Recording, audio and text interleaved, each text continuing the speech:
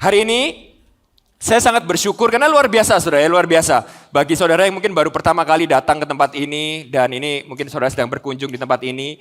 Ya kita di Rock Riverside ini selama 2 bulan terakhir ini kita sedang melakukan eksposisi kitab Filipi saudara ya. Dan kita minggu ini sampai kepada Filipi pasal yang ke-3.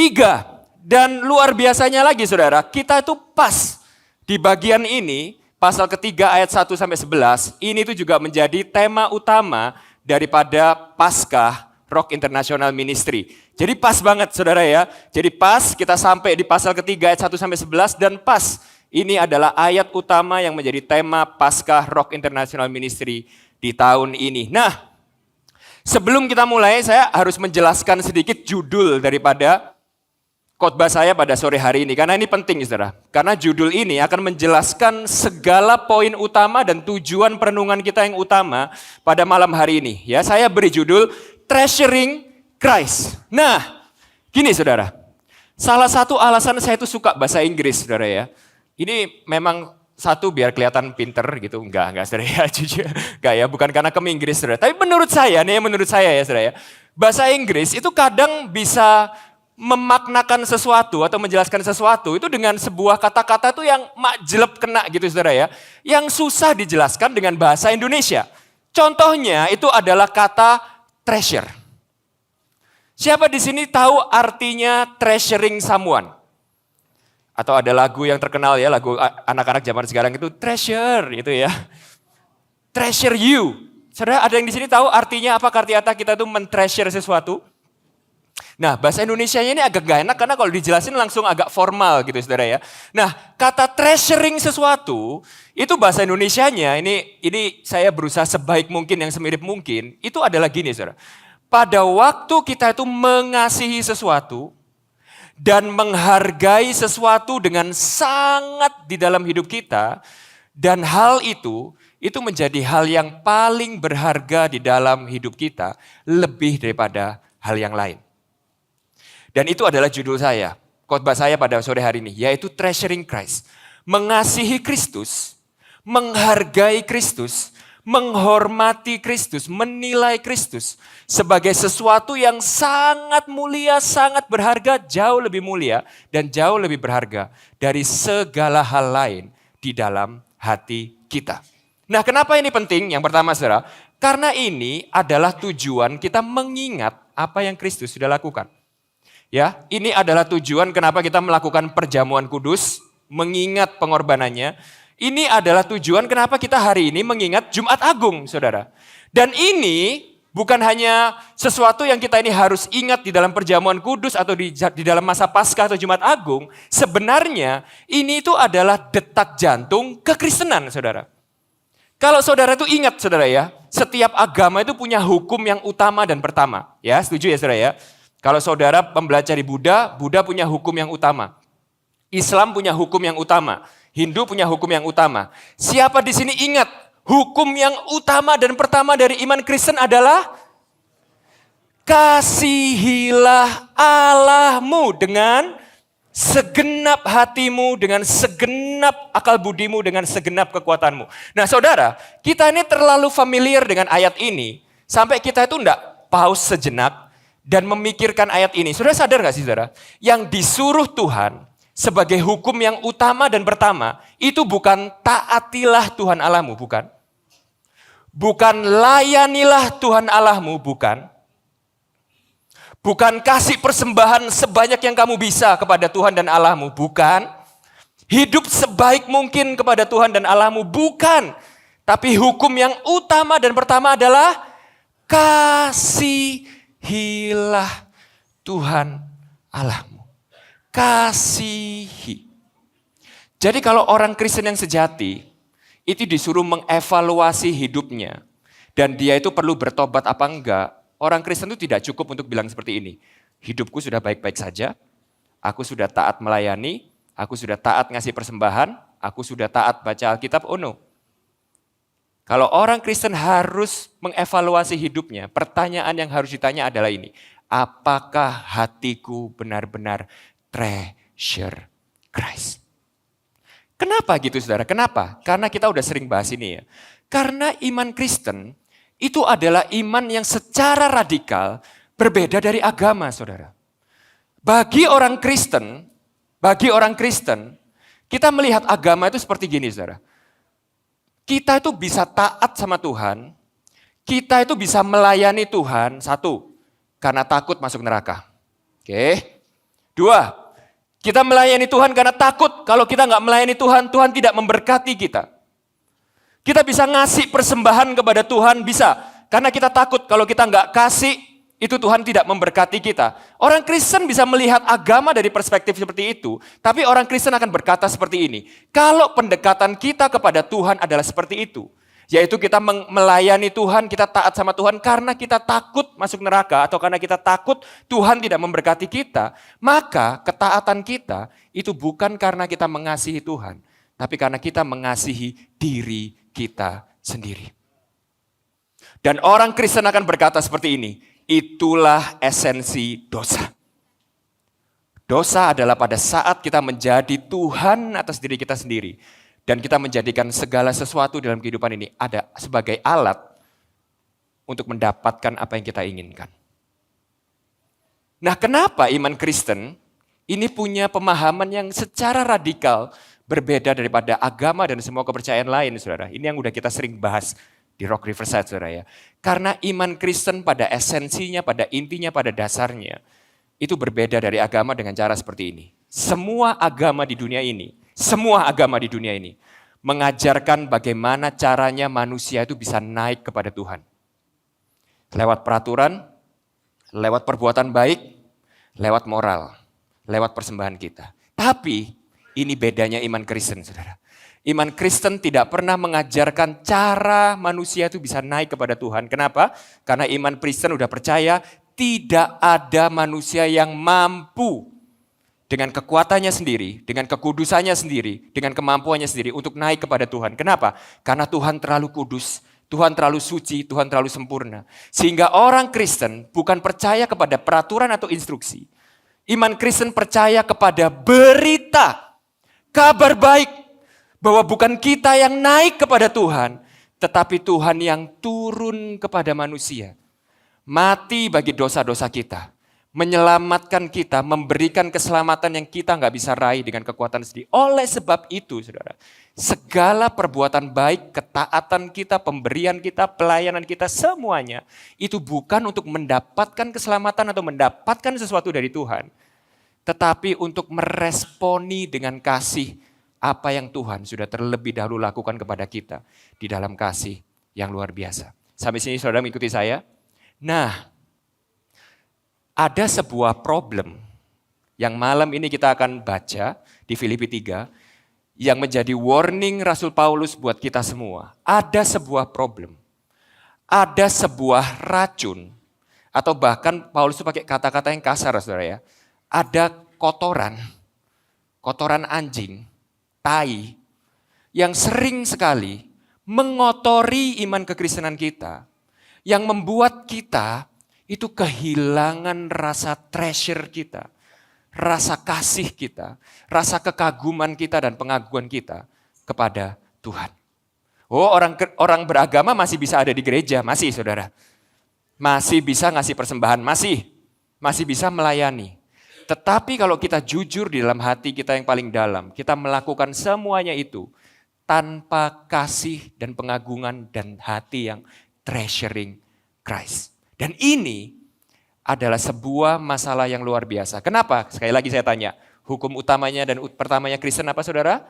Kasihilah Tuhan Allahmu dengan segenap hatimu, dengan segenap kekuatanmu, dan segenap akal budimu. Nah, apa masalah itu? Apa kotoran? Dan saudara mungkin kalau kaget ya, saya pakai kata tai, nanti kita akan baca bahwa benar-benar kata yang dipakai Paulus itu adalah kata tai, saudara, skubalon. Ya, kita akan lihat itu nanti saudara ya. Kita akan baca sama-sama Filipi 3 ayat 1 sampai 11 ya. Nah, kali ini saya akan bacakan buat saudara, tapi saya pengen saudara itu mengikuti di dalam hati saudara dengan seksama. Dan renungkan setiap perkataan yang Paulus tulis di sini, karena ini sangat penting saudara. Ini sangat penting. Filipi 3 ayat 1 sampai 11. Akhirnya saudara-saudaraku, bersukacitalah di dalam Tuhan menuliskan hal ini lagi kepadamu tidaklah berat bagiku dan memberi kepastian kepadamu. Kalau saudara mau tahu kenapa bisa berat buat Paulus ya, saudara, saya nggak ada waktu, saudara nanti nonton khotbah seri kita ya di YouTube dari pasal 1 sampai 2. Ceritanya Paulus pada waktu dia nulis surat ini, saudara ya. Ayat kedua ini yang penting, saya garis bawahi, perhatikan baik-baik. Hati-hatilah terhadap anjing-anjing, hati-hatilah terhadap pekerja-pekerja yang jahat, hati-hatilah terhadap penyunat-penyunat yang palsu, karena kitalah orang-orang bersunat yang beribadah oleh Roh Allah dan bermegah dalam Kristus Yesus dan tidak menaruh percaya pada hal-hal lahiriah. Jadi kalau saudara mau tahu definisinya orang Kristen itu apa? Dalam bahasa yang keren, definisi orang Kristen itu adalah 3 hal ini. Yaitu mereka yang beribadah kepada Allah di dalam roh, mereka yang bermegah di dalam Kristus Yesus, dan mereka yang tidak menaruh percaya pada hal-hal lahiriah. Ayat keempat, sekalipun aku juga ada alasan untuk menaruh percaya pada hal-hal lahiriah, jika ada orang lain menyangka dapat menaruh percaya pada hal-hal lahiriah, aku lebih lagi. Ayat kelima, disunat pada hari ke-8. Kalau saudara ngerasa, saudara tidak tahu kenapa kok disunat aja penting, nanti kita akan bahas saudara ya. Dari bangsa Israel, dari suku Benyamin, orang Ibrani asli, tentang pendirian terhadap hukum Taurat, aku orang Farisi, tentang kegiatan aku penganiaya jemaat, tentang kebenaran dalam mentaati hukum Taurat, aku tidak bercacat. Tetapi, perhatikan baik-baik ini saudara, ayat ke-7. Apa yang dahulu merupakan keuntungan bagiku, sekarang kuanggap rugi karena Kristus. Ayat 8, malahan segala sesuatu kuanggap rugi karena pengenalan akan Kristus Yesus Tuhanku lebih mulia daripada semuanya. Oleh karena dialah aku telah, yang ini baca sama-sama yang keras. 1, 2, 3. Melepaskan semuanya itu dan menganggapnya sampah. Nah, kata sampah di situ suku balon, yang dalam aslinya itu tai, saudara ya, kotoran. Supaya, baca keras sama-sama, 1, 2, 3. Aku memperoleh, senggol kanan kirinya bilang seperti ini saudara. Ada sesuatu yang harus dilepas untuk kamu bisa memperoleh Kristus. Senggol saudara, serius saudara. Bilang kanan kiri saudara dan bilang ada sesuatu yang harus kamu lepas untuk kamu bisa memperoleh Kristus. Ayat 9.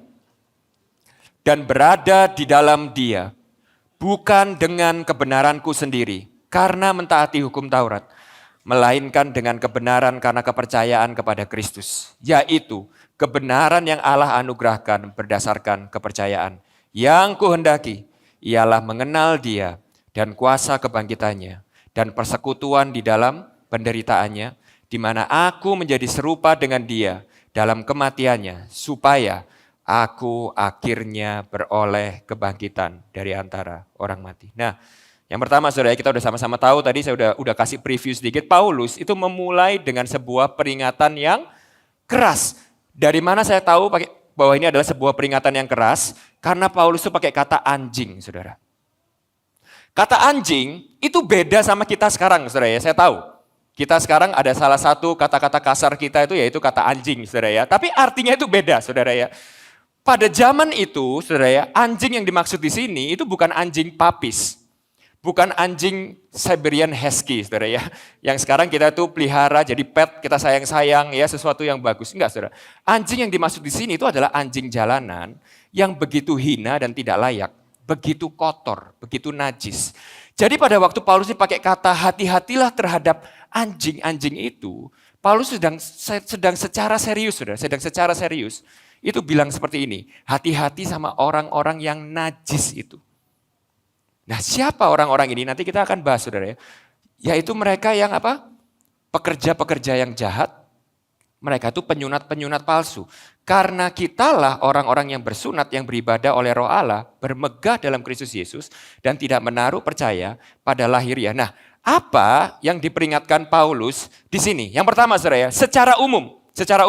Sebelum saya jelaskan secara khusus siapa anjing-anjing pekerja-pekerja jahat dan penyunat-penyunat palsu ini. Secara umum. Yang diperingatkan sama Paulus di sini itu adalah gini saudara.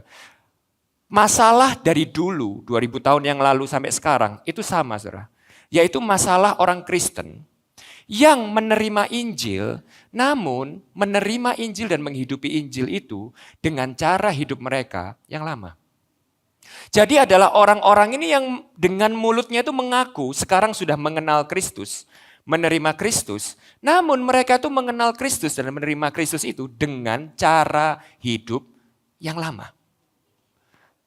Cara ngelihat uangnya sama, yang dikejar sama, cara ngomongnya sama, cara melihat kehidupan sama, cara bekerja sama, cara menikah sama, cara hidupnya itu sama. Nah, ini Paulus di sini sedang menegaskan sesuatu tuh yang Tuhan Yesus sendiri itu udah pernah peringatkan kepada kita. Pada waktu Tuhan Yesus itu bilang seperti ini, anggur yang baru tidak mungkin dimasukkan ke dalam kantong anggur yang lama.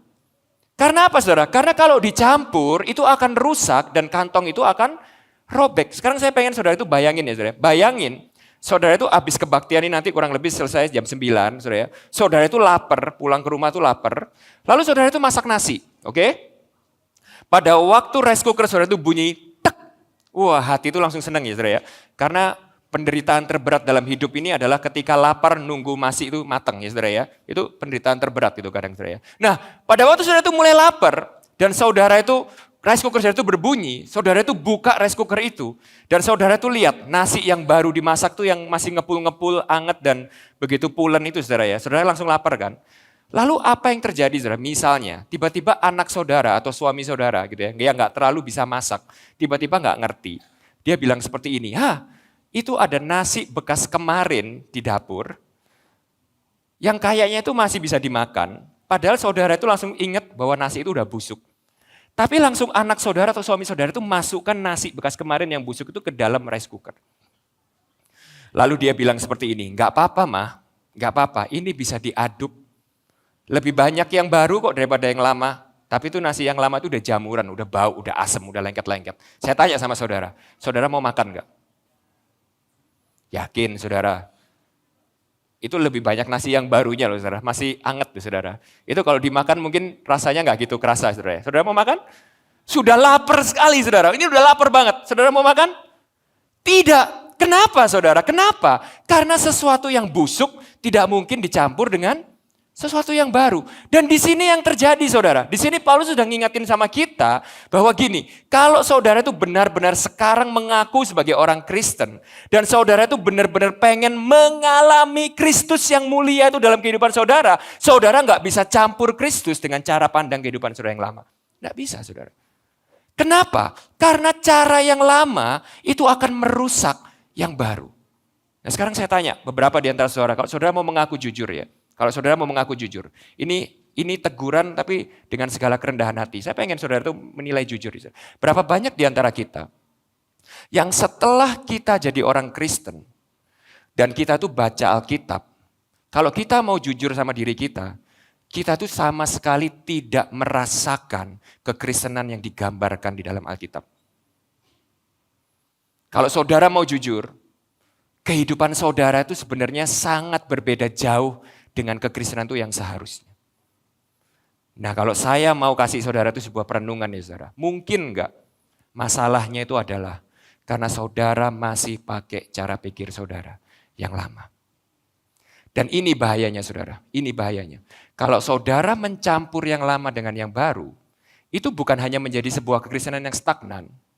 Tapi sama seperti nasi yang dicampur dengan nasi yang busuk itu akan menjadi sebuah kekristenan yang rusak. Saudara tahu ceritanya Kanye West, saudara? Nah, saya tidak perlu cerita ya. Kalau yang terupdate, tahulah ceritanya ya Kanye West gitu ya. Atau kalau saudara lihat, misalnya ada orang terkenal, tiba-tiba bertobat, lalu dia itu bertobat sesaat, tapi kehidupannya itu masih yang lama. Apa yang terjadi, saudara? Biasanya kerusakannya itu akan jauh lebih parah daripada yang sebelumnya. Benar ya saudara ya?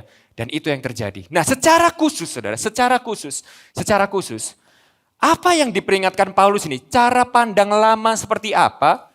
Yang Paulus tuh begitu concern, yang Paulus tuh begitu marah dan tidak suka ini terjadi di dalam gereja di Filipi, sampai dia itu dengan begitu keras memanggil orang-orang yang membawa pengaruh ini tuh anjing saudara.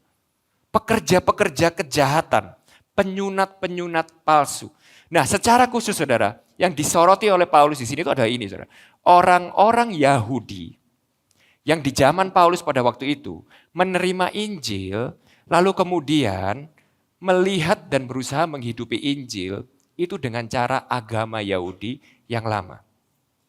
Nah, kita tahu tadi ya saudara ya, bahwa Injil itu apa saudara? Kita nggak bisa menyelamatkan diri kita sendiri, sehingga keselamatan itu 100% pemberian Allah yang cuma-cuma. Kita itu selamat alasannya cuma satu, karena Tuhan Yesus sudah mati di atas kayu salib untuk membayar semua hutang dosa kita. Nggak ada lagi hutang yang perlu kita bayar, itu Injil. Nah kalau agama itu berkata seperti ini, hang on, nggak cukup. Konyol kalau keselamatan itu adalah sebuah pemberian yang cuma-cuma.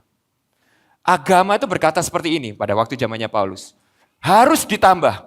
Ditambah dengan apa? Sunat. Ditambah dengan apa? Peraturan-peraturan. Tetap nggak boleh makan ini, tetap nggak boleh melakukan ini, tetap nggak melakukan itu. Sehingga saudara, keselamatan itu bukan hanya anugerah Allah yang luar biasa, yang full, tapi keselamatan itu menjadi anugerah Allah plus jasa kita, sumbangsi kita. Nah sekarang saya tanya saudara, kalau buat kita orang yang dalam tanda kutip ya, waras dan bisa berpikir waras, sekarang saya tanya saudara, sebenarnya lebih enak mana saudara? Menerima sesuatu yang gratis atau menerima sesuatu yang kita harus upayakan? Lebih enak yang mana saudara? Gratis ya saudara ya, tapi saya kasih tahu kabar buruknya saudara. Kabar buruknya adalah gini, buat hati kita yang berdosa ini, somehow kita lebih suka konsep agama daripada konsep Injil. Itu kan orang Yahudi zaman dulu. No. Saudara tahu, teguran ini masih berlaku sampai kita hari ini. Kenapa, saudara? Satu, saya kasih tahu alasannya. Ada dua alasan utama. Saya kasih tahu pada. Yang pertama, hati kita terlalu sombong. Saudara, hati kita ini adalah hati yang tersinggung untuk menerima sesuatu yang cuma-cuma karena kita ini dikasihani. Saya kasih tahu saudara, tidak ada satu orang pun di tempat ini itu yang suka dikasihani. Pada waktu kita menerima sesuatu dengan gratis, saya sekarang saudara kalau pernah mengalami ya, misalnya nih, saya kasih Albert uang 100.000 gratis. Yang langsung Albert katakan kepada saya apa? Nanti ya gantian minggu depan aku traktir kamu. Benar nggak saudara? Kalau misalnya saudara itu pernah mengalami susah, tiba-tiba ada orang itu yang begitu baik sama saudara, langsung orang itu ngasih perhatian sama saudara. Yang muncul dalam pikiran hati saudara apa? Nanti giliran kamu susah, aku akan balas. Benar nggak saudara? Saya kasih tahu, hati kita yang sombong itu lebih suka agama daripada Injil. Kenapa? Karena kita tidak suka berhutang sesuatu. Kita ini pengen sebuah perasaan bahwa kita ini punya andil di dalam kehidupan kita. Kita ini punya andil yang membuat Allah itu mengasihi kita. Buktinya apa? Buktinya gampang saudara. Satu, bagaimana sudut pandang kita saat kita melihat orang lain itu lebih jelek daripada kita. Saudara ingat perumpamaannya? Ada pekerja yang disuruh bekerja di ladang. Ya, ada yang bekerja jam 6, ada yang bekerja jam 9, ada yang bekerja jam 12, lalu ada bekerja yang jam 5 saudara ya. Lalu pada waktu semuanya itu dikasih upah yang sama, saudara ingat? Marah. Sekarang saya tanya sama saudara. Saya sama saudara. Bagaimana perasaan kita pada waktu kita ngelihat orang lain tuh yang dalam tanda kutip tidak lebih rohani daripada kita? Bukankah kita sering saudara? Di dalam hati kita yang paling dalam, kita berpikir seperti ini. Wajar kalau aku yang pelayanan, karena aku lebih tahu doktrin daripada dia. Wajar kalau aku lebih diberkati, karena aku hamba Tuhan, dia hidupnya berantakan. Wajar kalau dia tuh hidupnya sama istrinya berantakan seperti itu. Dia nggak pernah komsel, dia nggak pernah ke gereja. Aku ini rajin pelayanan. Lalu saudara tahu tes kedua sebaliknya daripada itu. Kalau saudara melihat orang itu lebih diberkati daripada saudara, saudara akan teriak sama Tuhan. Tuhan, engkau tidak adil. Kenapa orang lain yang lebih biadab daripada aku, lebih bejat daripada aku ini udah pelayanan loh, aku ini udah ke gereja loh, aku ini udah ngasih persembahan loh. Siapa di sini yang kalau mau jujur masih sering berbicara seperti itu kepada Tuhan? Kita tonjolkan resume kita kepada Tuhan. Aku sudah ini loh. Aku sudah melayani. Aku sudah ngasih lebih banyak waktu untuk melayani engkau. Tapi kenapa aku nggak menerima lebih baik daripada orang lain? Benar nggak saudara? Lalu alasan yang kedua saudara, alasan yang kedua. Jadi yang pertama itu karena kesombongan hati kita. Alasan yang kedua, karena esensi dosa, yaitu dosa yang diturunkan daripada Adam dan Hawa. Yaitu apa saudara? Kita ini mau menjadi Tuhan atas hidup kita sendiri. Dan agama itu memampukan kita untuk kita itu mengontrol Tuhan. Kenapa? Perhatikan baik-baik. Karena agama itu berkata seperti ini. Kalau aku baik, Tuhan akan baik sama aku. Kalau aku melakukan A, B, C, D, Tuhan juga pasti akan membalas A, B, C, D. Kalau aku ngasih persembahan dan ngasih semua apa yang aku punya, Tuhan pasti akan memberkati aku juga. Dan saudara tahu, bahaya agama ini itu bukan hanya menjadi masalah di dalam gereja Filipi 2000 tahun yang lalu, tapi juga menjadi masalah di dalam hati kita semua. Dan itulah yang diperingatkan Paulus di sini, yaitu orang-orang, saudara, ajaran-ajaran palsu yang secara halus, saya kasih tahu saudara ya, ajaran-ajaran palsu yang berbahaya itu bukan ajaran-ajaran yang jelas-jelas kelihatan ngawur, saudara. Bukan, saudara. Yang menyuruh saudara, ayo menari-nari di tengah jalan. Enggak saudara ya, saya percaya jemaat di Rock Riverside udah jauh lebih pintar daripada itu. Ajaran-ajaran yang palsu yang berbahaya itu bukan yang terlihat ngawur sekali, tapi yang secara halus itu membuat kita kehilangan sukacita kita di dalam Tuhan. Dengan cara apa? Dengan cara membuat kita bermegah pada hal-hal lahiriah dan diri sendiri dan bukan pada Kristus. Nah, kenapa ini berbahaya, saudara? Kenapa ini berbahaya? Karena gini, saudara. Paulus itu tahu betul apa yang Daud itu pernah tulis di Mazmur 51 ayat 10 sampai 12. Dan ini doa saya. Doa saya lewat masa Paskah ini, musim Paskah ini, saudara bisa mendapatkan sesuatu yang Daud ini doakan di Mazmur 50 ini. Yaitu apa, saudara? Yaitu untuk dia bisa mendapatkan kembali sukacita keselamatan. Perhatikan baik-baik ayat ini, saudara. Daud berkata seperti ini, ciptakanlah di dalam diriku hati yang murni, ya Allah, dan perbaharuilah roh yang teguh di dalam diriku. Jangan membuang aku dari hadapanmu, dan jangan mengambil roh kudusmu dariku. Kembalikanlah bagiku sukacita keselamatanmu, dan topanglah aku dengan roh kerelaan. Wow, saudara perhatikan baik-baik ya saudara ya. Ini sangat penting. Karena yang dimaksud Daud itu adalah seperti ini saudara. Ternyata kita itu perlu untuk hati kita itu terus-menerus terpesona akan Injil. Kenapa? Karena itu bisa membantu kita yang pertama, menjaga hati kita tetap murni di hadapan Allah. Yang kedua, memperbaharui roh yang teguh di dalam kita. Dengan kata lain kita jadi punya roh yang teguh terhadap dosa, terhadap godaan, terhadap segala pergumulan hidup. Yang ketiga, menopang hidup kita dengan roh kerelaan. Rela apa? Rela dibentuk, rela ditegur, rela untuk melayani, rela untuk taat, rela untuk memberikan hidup kita kepada Tuhan, rela untuk diarahkan Tuhan. Dan bahayanya adalah gini buat yang dimaksud sama Daud.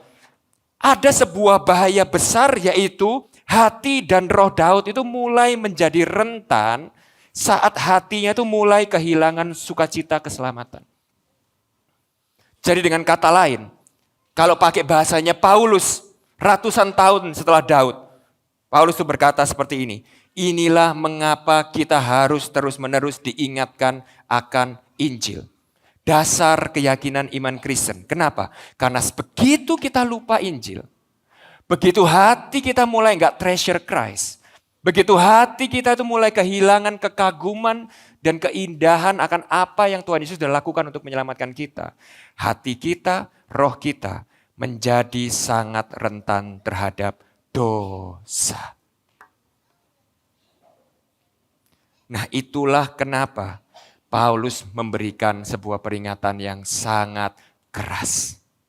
Jangan sampai ada kotoran yang mengotori Injil di dalam hati kita. Nah, apa yang dimaksud dengan kotoran-kotoran ini, saudara ya? Apa? Nah, kalau saudara itu lihat tadi, Paulus tuh kayak membagi dua kategori. Di ayat keempat sampai ke-8, kalau saya boleh kasih judul ya saudara ya, Paulus itu sedang memberikan hal-hal itu yang termasuk di dalam kategori sampah rohani. Spiritual garbage. Oke? Lalu ayat 9 sampai 11, Paulus itu memberikan hal-hal itu yang dibilang sama dia itu termasuk dalam harta rohani. Atau hal-hal itu yang berharga.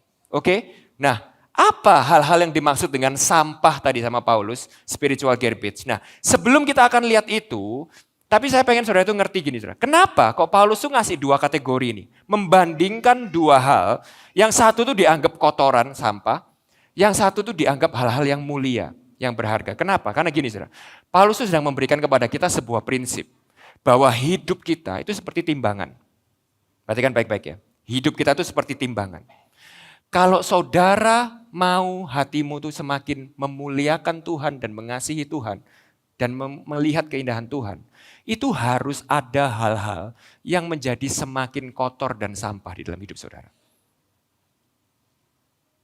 Kalau saudara itu mau Tuhan itu yang menjadi semakin besar di dalam hidupmu, Tuhan, engkau tuh mau Kristus yang semakin besar di dalam hatimu, itu harus ada hal-hal yang engkau buang dan lepaskan di dalam sisi timbangan yang satunya ini.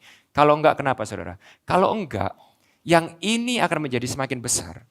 Dan Kristus itu akan menjadi semakin kecil dan semakin tidak berharga di dalam hatimu. Nah, itu prinsip yang Paulus berikan saudara. Nah, lalu apa sampah-sampah itu? Apa hal-hal yang Paulus itu definisikan sebagai sampah yang merugikan, yang harus dibuang itu? Nah gini saudara, yang mengejutkan adalah gini. Kalau jawabannya itu adalah dosa, kalau jawabannya itu adalah hal-hal yang jelek, misalnya contoh seperti ini, membunuh, mencuri, berzinah, pornografi, masturbasi. Jawaban itu tuh akan lebih mudah untuk kita terima, benar nggak saudara? Tapi kalau saudara perhatikan baik-baik tadi ya saudara, yang mengejutkan di sini adalah ini saudara. Hal-hal yang Paulus itu maksud sebagai sampah di dalam hati kita, itu adalah hal-hal yang bukan hal-hal yang buruk, tetapi hal-hal yang baik. Jadi di sini Paulus sedang mengejarkan satu prinsip kepada kita.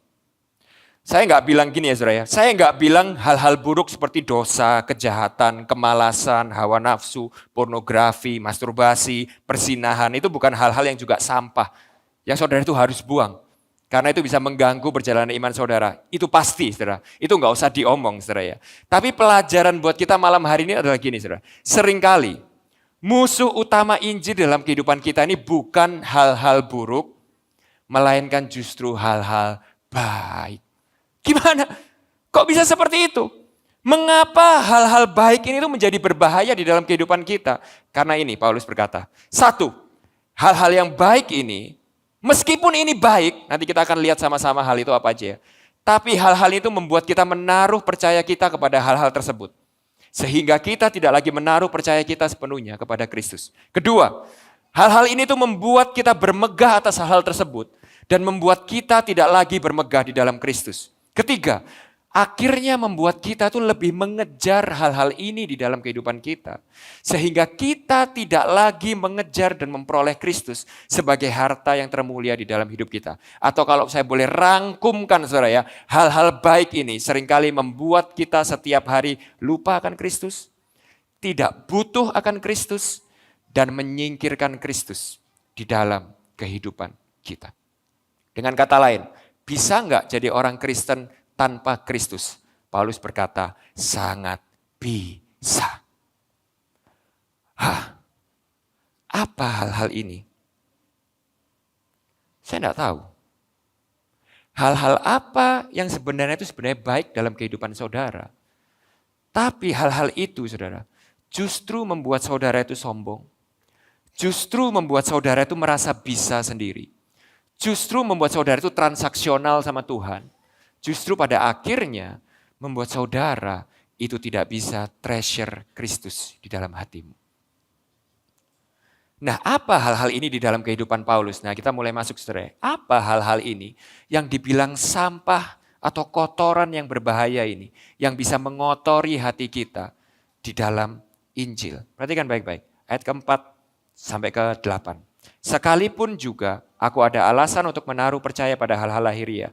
Jika ada orang lain menyangka dapat menaruh percaya pada hal-hal lahiriah, aku lebih lagi disunat pada hari ke-8. Nah saudara, Kenapa kok disunat pada hari ke-8 ini penting ya? Mungkin buat saudara, konteksnya hari ini saudara bingung. Sunat aja penting.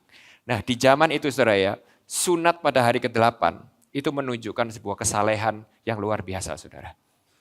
Dan agama di zaman itu beda kayak sekarang saudara ya. Kalau sekarang ini mungkin politik itu lebih erat sama sosial status kita. Tapi di zaman itu keagamaan dan kesalahan agama itu sangat erat dengan status sosial kita. Jadi dengan kata lain kayak gini, kalau orang melihat saudara itu sebagai orang yang saleh dan taat secara agama, saudara itu akan menjadi orang yang dihormati. Kemana-mana seseorang akan hormat sama saudara. Saudara akan mendapatkan kursi VIP, saudara akan diperlakukan berbeda di gereja, oke? Dan ini penting, disunat pada hari ke-8. Gak main-main saudara, karena miss sehari aja udah beda nih hasilnya, oke? Dan ini menunjukkan bahwa yang taat itu bukan hanya Paulus, tapi dia berasal dari keluarga yang juga taat dan dihormati di zaman itu. Yaitu bangsa Israel dan suku Benyamin. Dan kalau saudara itu mengerti perjanjian lama, saudara, sering banyak pendeta-pendeta itu mengkhotbahkan. Kalau Benyamin itu dapat apa saudara? Dapat porsinya beda saudara. Berkat ganda. Jadi Paulus ini saudara satu punya kesalehan agama yang membuat dia itu dihormati banyak orang. Kedua dia itu punya status sosial itu yang luar biasa. Ini big deal. Kenapa saudara? Sekarang saya tanya sama saudara. Siapa di sini yang tidak bekerja atau punya karir atau punya bisnis. Yang di dalam lubuk hati saudara paling dalam itu pengen lewat bisnis dan karir saudara. Saudara itu diakui. Dihormati. Kita semua pasti. Buktinya kalau saudara kenalan sama orang. Hal pertama yang saudara sebut apa saudara? Nama saudara. Setelah nama apa saudara? Pekerjaan saudara. Karena di zaman kita ini pekerjaan itu sangat penting. Kita mau pekerjaan kita tuh dihormati dan diakui orang lain. Dan ini tuh yang Paulus lakukan. Orang Ibrani asli. Dia bukan campuran saudara. Jadi kalau sekarang aja kita beli anjing yang stem boom aja mahal ya saudara, harganya ya. Pure breed. Di zaman itu menjadi orang Ibrani asli yang tidak punya campuran sama sekali, itu big deal. Ini orang spesial. Tentang pendirian terhadap hukum Taurat, aku orang Farisi. Orang Farisi itu artinya dia sangat tahu doktrin. Dia sangat tahu Taurat. Dia sangat tahu firman Tuhan. Tentang kegiatan aku penganiaya jemaat. Nah saudara jangan mikir gini ya, penganiaya jemaat kok dibanggakan. Loh karena di versinya Paulus, dia menganiaya jemaat itu untuk membela kebenaran saudara. Saya tanya sama saudara, sekarang saudara nggak berani menganiaya orang lain demi membela kebenaran saudara ya. Tapi berapa banyak di sini berani menganiaya orang lain di online saudara? Di YouTube, di sosial media saudara, dengan alasan apa? Membela kebenaran. Karena kalau aku diam saja tidak membela Injil, aku bukan gospel people. Itu kan saudara ya. Nah ini yang dilakukan Paulus. Dia itu begitu bangga menganiaya jemaat karena pada waktu itu jemaat-jemaat ini dianggap sesat. Dan dia itu membela Taurat, membela Yahweh, membela Tuhan saudara. Tentang kebenaran, dalam mentaati hukum Taurat aku tidak bercacat. Nah perhatikan baik-baik saudara. Tetapi hal-hal yang dulu begitu impresif. CV yang begitu impresif ini. Resume yang begitu berharga dan luar biasa ini. Paulus anggap sebagai kerugian dan sampah. Kata rugi di situ, semia, itu artinya kerusakan atau sesuatu yang bisa merugikan. Dan kata sampah, tadi sudah saya jelaskan, skubalon, yang jujur saudara, artinya secara literal, itu adalah tai, kotoran. Kenapa saudara? Kenapa Paulus yang memiliki resume yang begitu impresif ini sebagai orang Yahudi, namun saat dia bertemu Kristus. Saat dia bertemu muka dengan Yesus pada waktu di dalam perjalanannya ke Damaskus, dia akhirnya seakan-akan sadar akan apa yang ia pelajari di perjanjian lama, yaitu pada waktu Yesaya 64 ayat 6, Nabi Yesaya. Ingat, Paulus adalah orang Farisi, dia tahu Taurat, dia tahu perjanjian lama, dia tentu tahu firman ini. Pada waktu Yesaya berkata, demikianlah kami sekalian, seperti seorang najis. Dan segala kesalehan kami. Saudara baris bawah itu ya. Yang kotor itu bukan dosa, yang kotor itu bukan kita membunuh, kita mencuri, bukan kebiasaan jelek kita. Yang kotor di sini apa saudara? Kesalehan kami seperti kain kotor. Kalau Paulus itu pakai kata skubalon, kotoran, tai. Nabi Yesaya di sini pakai kata kain kotor ini maaf, saudara ya. Maaf sekali lagi, ini terjemahan literal Alkitab. Kata yang dipakai itu artinya adalah ida beget. Bahasa Ibrani yang artinya itu adalah kain bekas pembalut yang sudah kotor karena menstruasi. Dan Paulus itu turunkan derajatnya. Yang ini kebenaranku ini bukan hanya seperti kain bekas menstruasi wanita. Tapi aku ini benar-benar tainya, kotorannya. Kenapa saudara? Karena itu Paulus itu akhirnya sadar. Bahwa kebenaran dan kesalehannya dia, sebagus apapun itu, tidak bisa berkontribusi terhadap keselamatannya. Sebagus apapun kesalehan, kebenaran, dan ketaatannya dia, itu di hadapan kekudusan Allah. Pada waktu dia bertemu muka dengan muka, dia naik kuda, ketemu muka dengan muka, Yesus itu dalam perjalanannya ke Damaskus. Dan dia benar-benar melihat kekudusan dan kemuliaan Allah yang sebenarnya.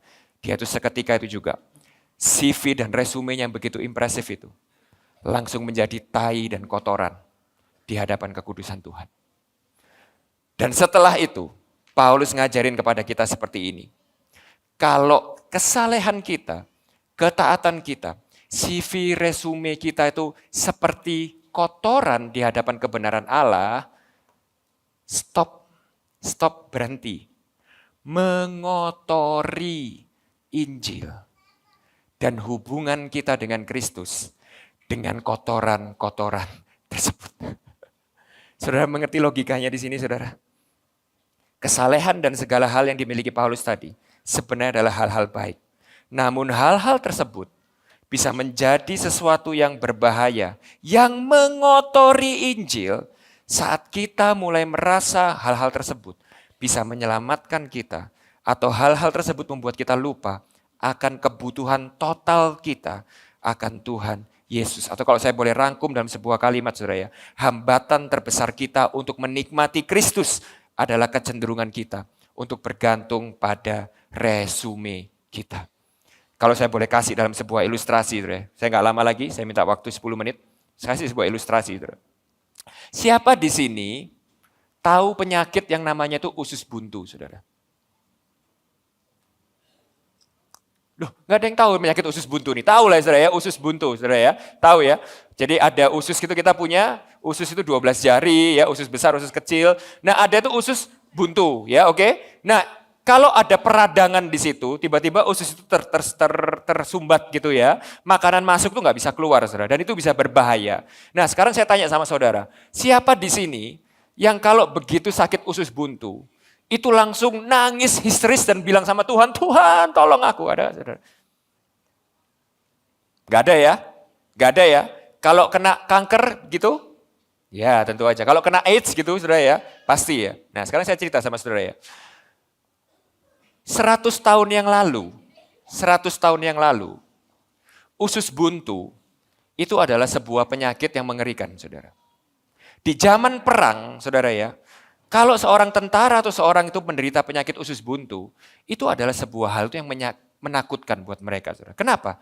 Karena pada waktu itu, mereka itu tidak punya tenaga medis dan tidak punya teknologi untuk bisa menyelesaikan penyakit usus buntu ini. Sehingga pada waktu itu 100 tahun yang lalu, kalau orang itu menderita usus buntu, which is mereka nggak tahu itu apa, yaitu mereka tuh makan, makanan itu nggak bisa keluar. Dan saudara tahu ya, kalau yang pernah sakit usus buntu di sini, sakitnya tuh luar biasa, saudara ya. Saudara merasakan sakitnya luar biasa. Saya tuh begitu lahir, nggak lama umur berapa minggu itu langsung dioperasi usus buntu, saudara. Dan kata mama saya tuh harus ditahan, nggak boleh nangis terlalu kenceng, karena kalau saya nangis terlalu kenceng tuh bisa pecah.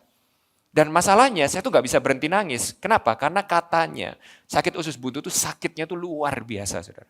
Sakit sekali. Nah saudara itu bayangkan, kalau 100 tahun yang lalu, saudara itu sakit usus buntu, saudara itu akan melakukan apa? Udah biar gak lama-lama ya saudara ya, saya jamin saudara itu akan berdoa sedemikian rupa kepada Tuhan. Saudara akan berlutut, saudara akan puasa, saudara akan berteriak sama Tuhan, saudara akan lakukan segala sesuatu untuk Tuhan itu sembuhkan penyakit usus buntu saudara. Kenapa? Karena tidak ada orang lain yang bisa menolong saudara untuk hal itu. Benar ya saudara ya? Sehingga kalau 100 tahun yang lalu, saudara bisa sembuh dari sakit penyakit usus buntu ini, saya yakin 100%. Saudara akan menjadi orang yang sangat cinta Tuhan. Nah, saya tanya sama sekarang. Saya sama saudara. Kenapa hari ini itu tidak terjadi? Kenapa hari ini, kalau kita sakit usus buntu, kalau kita mau jujur saudara ya, bahkan mungkin kita nggak berdoa sama sekali sama Tuhan. Kita dengan gampang bisa langsung kayak, aduh usus buntu ini, periksa dokter, ya udah, besok operasi setengah jam selesai. Benar dokter Ayu? Dan saya yakin, tidak akan ada satupun dari kita yang akan berteriak sama Tuhan dan mengandalkan berharap sama Tuhan untuk menyembuhkan usus buntu kita. Kenapa? Karena kita tahu kita sudah bisa punya caranya dan kita bisa mengatasi masalah itu sendiri. Saya kasih tahu saudara ya, itu masalah kita sama Tuhan. Itu alasannya exactly yang dimaksud Paulus di sini. Bahayanya hal-hal yang baik di dalam kehidupan kita ini, hal-hal baik itu sering kali membuat kita tuh merasa bangga, kuat, bisa menyelamatkan diri kita sendiri, sehingga kita tidak lagi desperate dan butuh Kristus. Apa itu? Uang, kekuasaan, kenyamanan, kesalehan kita, pelayanan kita, status kita udah jadi orang Kristen dari kecil, membuat kita begitu nyaman, kita lebih gampang untuk menilai orang lain itu butuh juru selamat, aku tidak. Saudara bisa mengerti di sini masalahnya saudara. Dan inilah kenapa hal-hal ini itu sangat berbahaya saudara. Sehingga akhirnya saudara ya, disinilah kita itu bisa sadar bahwa hal-hal baik ini adalah hal-hal yang berbahaya yang akhirnya bisa membuat Kristus dan pengorbanan Kristus itu menjadi sesuatu yang biasa dan sama sekali tidak spesial di dalam kehidupan kita. Dan ini di sini saudara ya, akhirnya kita bisa tahu dan sadar kenapa khotbah pertamanya Tuhan Yesus, baik ini, khotbah pertamanya Tuhan Yesus yaitu khotbah di atas bukit. Dimulai dengan sebuah kalimat seperti ini, berbahagialah mereka yang miskin di hadapan Allah. Hanya orang yang menyadari kalau dirinya miskin dan tidak bisa punya apa-apa untuk dibawa kepada Allah. Yang Yesus itu berkata, merekalah empunya kerajaan sorga. Dan saudara tahu ceritanya. Ada kisah lain di mana Tuhan Yesus ketemu orang muda yang kaya. Apa yang terjadi dengan orang muda itu kita tahu ya. Dia malah menolak Yesus. Dan Yesus berkata seperti ini, lebih susah onta masuk ke lubang jarum daripada orang kaya masuk surga. Saudara bisa melihat kontrasnya saudara. Berbahagialah mereka yang miskin di hadapan Allah karena mereka yang empunya kerajaan surga. Tetapi lebih susah orang kaya masuk surga daripada onta masuk lubang jarum. Inilah di sini juga kita akhirnya mengerti masalah dari jemaat Efesus di Wahyu 2 yang kita udah pelajari beberapa bulan yang lalu. Di mana di tengah-tengah pelayanan mereka yang luar biasa, kesalehan mereka yang luar biasa.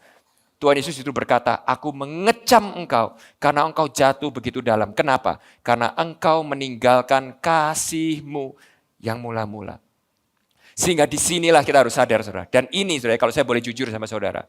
Ini adalah salah satu milestone terbesar di dalam kekristenan saya pribadi. Pada waktu saya sadar bahwa saya bukan hanya harus bertobat dari hal-hal jelek di dalam hidup saya. Tetapi seringkali saya juga harus bertobat dari hal-hal yang baik di dalam diri saya. Kenapa? Karena justru hal-hal yang baik itu yang membuat Kristus semakin kecil dan tidak berarti di dalam hati saya. Nah, saya tutup dengan bagian yang terakhir seperti ini. Sehingga saudara Paulus itu berkata seperti ini. Definisi pertumbuhan rohani adalah saat hal-hal lain semakin menjadi usang dan Kristus menjadi semakin mulia di dalam hati kita. Pertumbuhan rohani itu adalah saat kita semakin menyadari bahwa tidak ada kehebatan satupun yang bisa kita banggakan selain daripada Kristus. Pertumbuhan rohani adalah saat kita semakin menyadari bahwa tujuan akhir dari segala sesuatu adalah memperoleh dan menikmati Kristus. Nah, sehingga saya tutup dengan yang ini terakhir, saudara. Ayat ke-8. Paulus berkata seperti ini, oleh karena dialah, aku telah melepaskan semua sampah itu dan menganggapnya sampah, supaya aku memperoleh Kristus. Bagian terakhir ini saya harap saudara konsentrasi ya, karena ini bagian penting. Saudara. Perhatikan baik-baik ya saudara ya. Tujuan iman kekristenan itu bukanlah memperoleh berkat, bukanlah memperoleh kemuliaan, bukanlah memperoleh kekuasaan, bahkan bukan memperoleh surga. Tapi tujuan dari iman Kristen adalah memperoleh Kristus. Gimana caranya memperoleh Kristus? Sekali lagi belajar dari apa yang Paulus katakan di sini. Harus ada hal-hal di dalam hidup kita yang kita banggakan, yang kita pegang, yang kita sandarkan, yang kita andalkan. Namun hal-hal itu adalah sampah. Kita harus melepas hal-hal itu dan menganggapnya sampah. Supaya kita bisa memperoleh Kristus. Sehingga ini refleksinya malam hari ini saudara. Apa hal-hal yang kita banggakan di dalam hidup ini yang membuat Kristus menjadi semakin kecil di dalam hati kita. Membuat kita nggak butuh dia. Membuat sehari-hari dia itu hanya seperti ban serep dalam kehidupan kita. Kita nggak bergantung sama dia. Hati kita nggak terpesona pada dia. Apa hal-hal yang membuat kita tidak sepenuhnya bergantung pada Kristus dalam hidup ini? Inilah reminder utama kita malam hari ini. Dosa.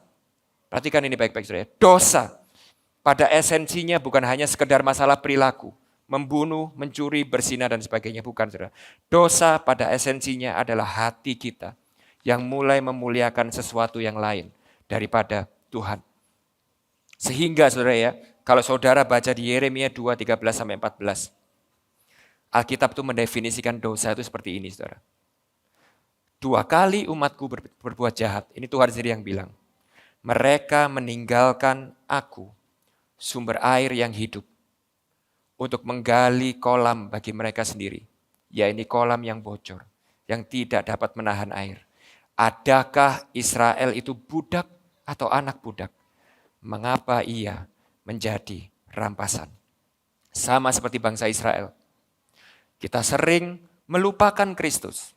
Atau kalau pakai bahasanya Paulus, kita menukar Kristus dengan sampah, dengan kotoran, dan membuat kita diperbudak oleh hal-hal lahiriah yang kita banggakan. Kita lebih suka diperbudak oleh pujian dan pengakuan manusia daripada apa yang Tuhan tunjukkan kepada kita lewat Kristus di atas kayu salib. Kita lebih suka diperbudak oleh uang, kesuksesan, kekayaan yang tidak bisa menyelamatkan kita. Padahal justru Kristus sudah menunjukkan bahwa dialah satu-satunya Tuhan yang setia dan tidak pernah meninggalkan kita. Bahkan sampai mati demi kita di atas kayu salib. Sama seperti bangsa Israel. Sama seperti Esau yang menukar berkat Allah dengan semangkok kacang merah.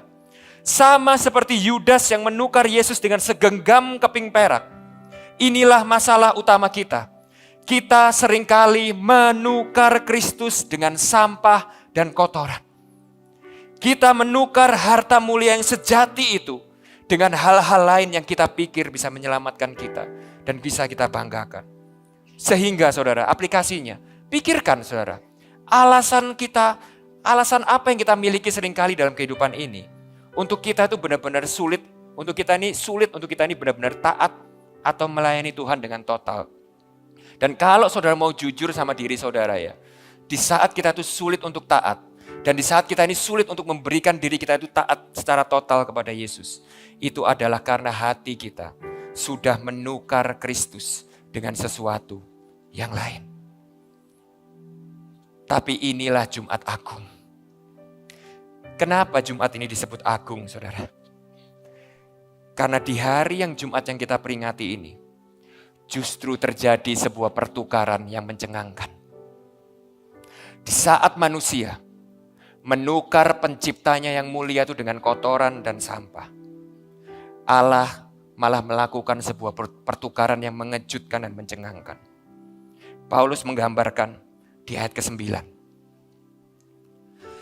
Dan berada di dalam dia bukan karena kebenaranku sendiri karena menaati hukum Taurat, melainkan dengan kebenaran karena kepercayaan kepada Kristus, yaitu kebenaran yang Allah anugerahkan berdasarkan kepercayaan. Pertanyaannya begini saudara, bagaimana caranya Seorang yang penuh dengan kotoran dan sampah, yang tadi itu Yesaya itu bilang kebenarannya dan kesalehannya itu kayak kain kotor, itu bisa memperoleh Kristus dan bisa mendapatkan kebenaran Allah. Ini sebuah pertanyaan yang kita ini harus serius tanyakan. Gimana caranya kita yang penuh dengan tai dan kotoran ini bisa memperoleh Kristus dan mendapatkan kebenaran Allah? Jawabannya adalah bukan karena kita, tetapi karena kebenaran Kristus sudah ditukar dengan kekotoran kita. Sehingga kekotoran kita bisa diterima oleh Kristus dan kebenaran Kristus bisa kita terima. Saudara ingat, suatu hari Tuhan Yesus itu memberikan sebuah perumpamaan, saudara ya. Perumpamaan itu yang berbunyi seperti ini. Hal kerajaan sorga itu seumpama harta yang terpendam di ladang, yang ditemukan orang, lalu dipendamkannya lagi. Oleh sebab sukacitanya, pergilah ia menjual seluruh miliknya, lalu membeli ladang itu. Demikian pula harta kerajaan sorga itu seumpama seorang pedagang yang mencari mutiara yang indah. Setelah ditemukannya mutiara yang sangat berharga itu, ia pun pergi menjual seluruh miliknya, lalu membeli mutiara itu. Perhatikan baik-baik saudara. Selama bertahun-tahun saya pikir, orang yang pergi menjual segala miliknya dan mendapatkan harta itu adalah saya, saudara. Tapi kalau kita baca apa yang Paulus tulis tadi, saudara. Pertanyaannya adalah gini, saudara. Bagaimana kita bisa menjual harta kita untuk membeli kerajaan sorga kalau segala apa yang kita punya itu adalah kotoran dan tai di depan kemuliaan Tuhan? Bagaimana caranya kita bisa jual kotoran untuk membeli harta yang mulia itu?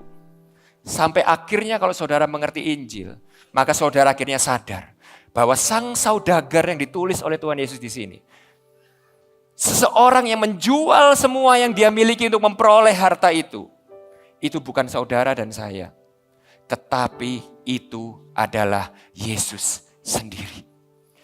Cuman bedanya di sini, saudara. Tuhan Yesus menjual segala kemuliaannya dan kekayaannya bukan untuk mendapatkan sebuah harta yang indah, bukan untuk mendapatkan sebuah mutiara yang cantik, tapi untuk mendapatkan harta yang bobrok dan mutiara yang rusak. Yesus menukar kemuliaannya untuk mendapatkan kotoran dan sampah, yaitu siapa? Saudara dan saya. Dan inilah yang Paulus maksudkan pada waktu dia menulis Filipi 2 ayat 5-8. Hendaklah kamu dalam hidupmu bersama menaruh pikiran dan perasaan yang terdapat juga di dalam Kristus Yesus. Yang walaupun dalam rupa Allah, tidak menganggap kesetaraan dengan Allah itu sebagai milik yang harus dipertahankan, melainkan telah mengosongkan dirinya sendiri. Kata mengosongkan diri di situ adalah keno. Kalau saudara lihat beberapa ayat di atas, manusia itu mencari pujian yang sia-sia, itu bahasa Greeknya kenodoxa. Saudara bayangin ya, kenodoxa. Keno itu kosong, doxa itu kemuliaan. Kemuliaan kosong. Nah, Kristus yang seharusnya memiliki semua kemuliaan, itu malah dia bilang keno, kosong. Untuk apa? Mengambil rupa seorang hamba dan menjadi sama dengan manusia. Dan dalam keadaan sebagai manusia, ia telah merendahkan dirinya dan taat sampai mati, bahkan sampai mati di atas kayu salib. Sehingga kalau ini yang terjadi, maka respon Paulus cuma satu. Dan yang seharusnya menjadi respon kita semua malam hari ini adalah kita berkata seperti ini. Kalau itu yang dilakukan Tuhan dan Juru Selamat kita, yang menukar kemuliaan yang tiada ternilai itu untuk mendapatkan sampah dan kotoran seperti saya, maka tidak ada lain yang kita kehendaki selain mengenal Dia dan kuasa kebangkitannya dan persekutuan dalam penderitaannya, di mana aku menjadi serupa dengan Dia di dalam kematiannya, supaya aku akhirnya beroleh kebangkitan dari antara orang mati. Obsesi kita enggak lagi mengejar sampah, namun obsesi kita menjadi sebuah obsesi yang agung, yaitu untuk mengenal Kristus, menderita karena Dia, untuk kita semakin menjadi serupa dengan Dia. Menderita apa sih? Menderita untuk memikul salib kita sendiri sehari-hari. Melawan dosa, melawan kedagingan kita, mengejar kekudusan gak peduli berapa harganya, membela kebenaran dan melayani kerajaannya, tidak peduli berapa harganya, sehingga pada akhirnya kita menjadi serupa dengan Dia. Dan inilah goal utama kehidupan kita. membuang segala sampah yang kita banggakan, untuk akhirnya kita bisa memperoleh Kristus. Mari kita persiapkan.